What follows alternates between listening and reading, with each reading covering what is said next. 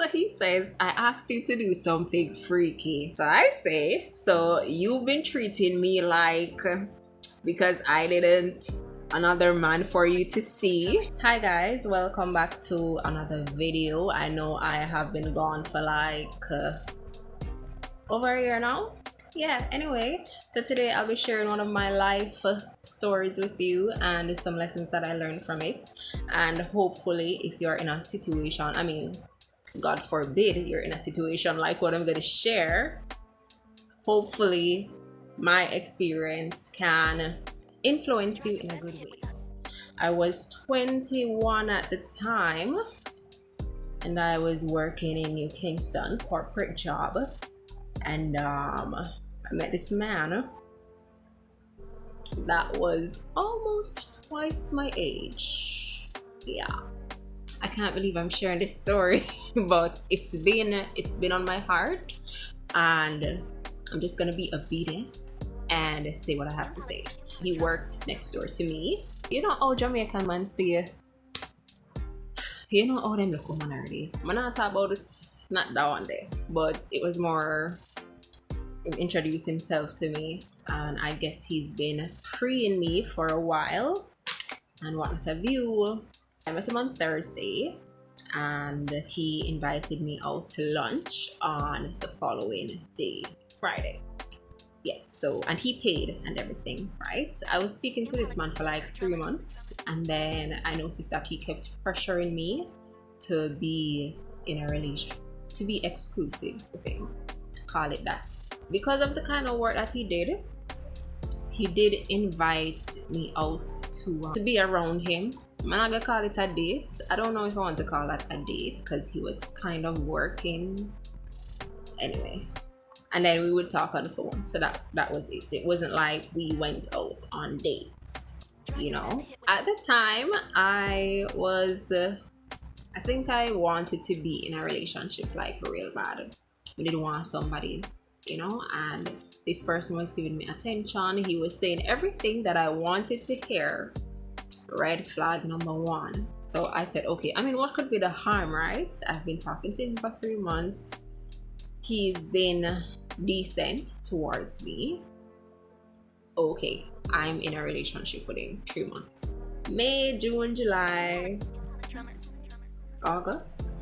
In August, I think it was, I went out on a trip with my co-workers because where I was working at the time, we would have these staff trips where it's on a Sunday because we work from Monday to Friday, and then some of the staff would work on Saturday as well. So anytime we were going on trips, it would have to be on a Sunday. So we went to Strawberry Fields together.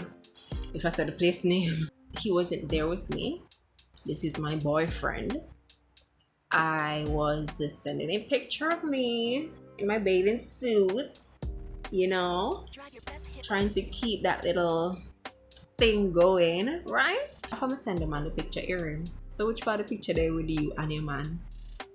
At the time, I said, why am I say this to me? But then I brush it off and I said, no, joking, I make him just a ramp, whatever.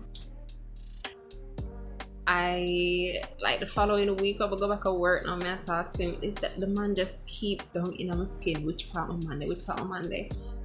But the way how him do it is like, I felt like if I was to accuse him, it would have feel so stupid because a joke him I make, right?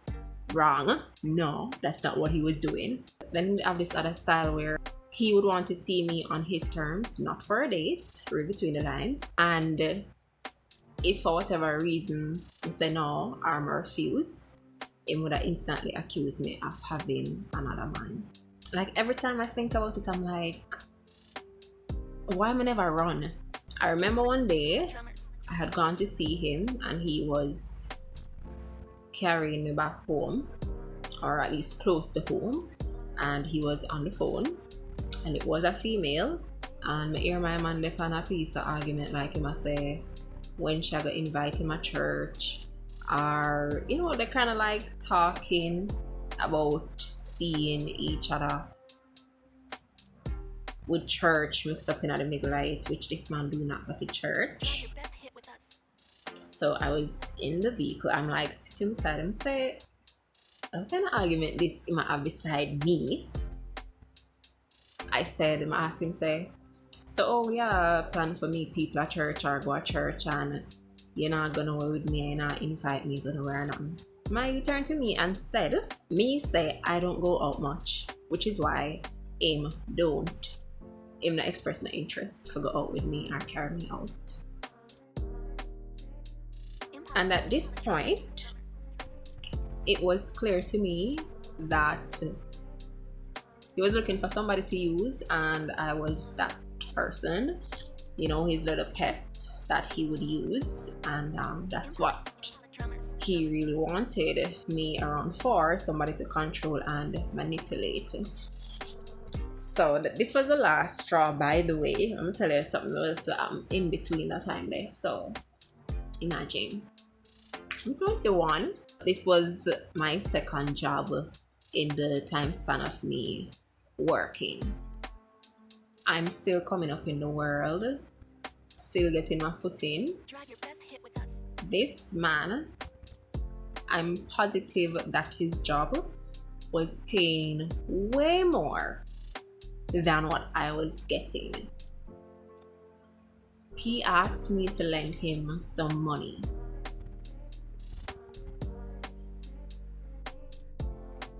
And what did I do? What did I do? I lent him the money. In my mind, it was just like maybe was in a rough spot. This is supposed to be a responsible person. He was almost twice my age. He's supposed to be responsible enough for not to borrow $5,000 from me. That's, my logic, my reasoning of this whole situation looking back at it. It's not like this man was supporting me in any way.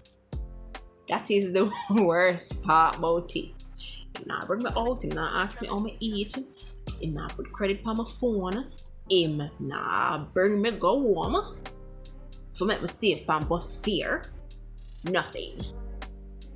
And the man made a big deal out of the fact that I asked him when I was getting back the money. Obviously, he never cared about me because I never did consider them something there. So, how did I finally get this man out of my life now? Give me a second, I need to go and get the screenshots. Excuse me. So I just decided that I had had enough. Being with this person was making me miserable. And before him, even though I was lonely and I wanted to be with somebody, whenever I was at peace with myself for the most part. I never have to deal with all I want me to deal with. The man that stress me out, fully stress me out. It's not even like, it's not school. This was a person. This was just another person. Somebody that I expected to have a decent relationship with. But that was not the case. I recognized that I had given up my dignity, my sense of self. I had given it over to him. There were a couple of times when he threatened to come to my home to come for me so that he could sleep with me. I never did a sleep out or them someday. My mother is pretty strict and I really had to pace myself with her. Do you get what I'm saying? Apart from the fact that I did afraid her and what she'd say, based on how he was treating me and making me feel, there was nothing comfortable about me introducing him to my mother. So I never want that for a man. I felt so paranoid all the time, like he was always gonna come and show up and cause a scene. So I contemplated the breakup for about a week because I was afraid. I didn't know how he would react. I was afraid that I was gonna be alone. I was just afraid that I wouldn't know how to deal with it and move on and get back to feeling like myself again. And he worked next door to me, which is why them say don't where you sleep or where you eat or where you work. Yeah.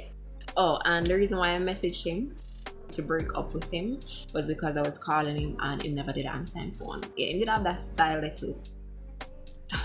Oh, this is the message that I sent to him. I said, we don't talk anymore and we don't show interest anymore. This was back when I was afraid to say, this is how you treat me.